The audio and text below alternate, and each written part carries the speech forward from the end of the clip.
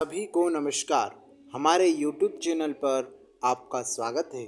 आज हम विज्ञान विषय से संबंधित महत्वपूर्ण प्रश्न उत्तर देखेंगे जो मध्य प्रदेश शिक्षक चयन परीक्षा की दृष्टि से बहुत ही महत्वपूर्ण है। वह अन्य शिक्षक व अन्य प्रतियोगी परीक्षा के लिए बहुत ही उपयोगी है। चलो आइए देखते हैं। पहला प्रश्न है, आर्थ्रोपोडा ग्रुप में कौन कौन से जंतु आते हैं।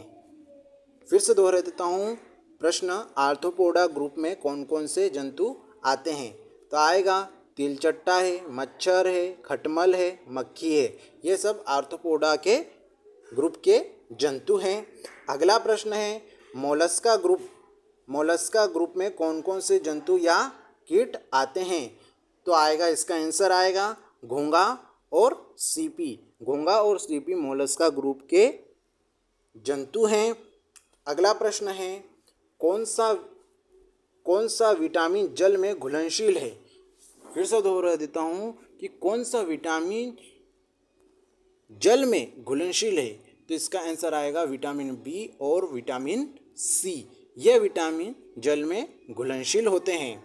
अगला प्रश्न है, चौथा, शिराएं द्वारा कौन सा रक्त प्रवाहित होता है। फिर से दोहरा देता हूँ, शिराओं द्वारा कौन सा रक्त प्रवाहित होता है। तो आएगा, इसका आंसर आएगा अशुद्ध रक्त। बस इसके ही सिमिलर दूसरा क्वेश्चन है, पांचवा, धमनी द्वारा कौन सा रक्त प्रवाहित होता है। यहाँ क्या आ गया, धमनी द्वारा, और ऊपर के क्वेश्चन में था शिराओं द्वारा। तो शिराओं द्वारा अशुद्ध रक्त और धमनी द्वारा शुद्ध रक्त प्रवाहित होता है। अगला प्रश्न देखते हैं, मनुष्य का पाचन क्रिया का आरंभ कहाँ से होता है।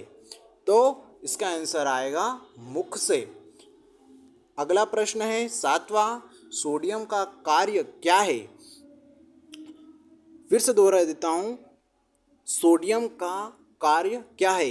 तो इसका आंसर आएगा, यह रक्तदाब नियंत्रित करने में सहायक होता है। रक्तदाब को कहते हैं ब्लड प्रेशर भी कहते हैं। तो यह ब्लड प्रेशर या रक्तदाब को नियंत्रित करने में सहायक होता है तथा जल को संतुलित बनाए रखता है। अगला प्रश्न आएगा आठवां, इकाइनोडर्मेटा संघ के अंतर्गत कौन कौन से जंतु आते हैं। तो इकाइनोडर्मेटा संघ के अंतर्गत तारा मछली आती है, ब्रिटिल स्टार आता है। ठीक है, आगे समझ में आया। आगे एक प्रश्न नौवां है, एनीलिडा ग्रुप के अंतर्गत कौन कौन से जंतु आते हैं। फिर से दोहरा देता हूँ, एनीलिडा ग्रुप के अंतर्गत कौन कौन से जंतु आते हैं। तो एनीलिडा ग्रुप के अंतर्गत जोंक और केचुआ आता है। अगला प्रश्न है 10वां, पोटेशियम का कार्य क्या है।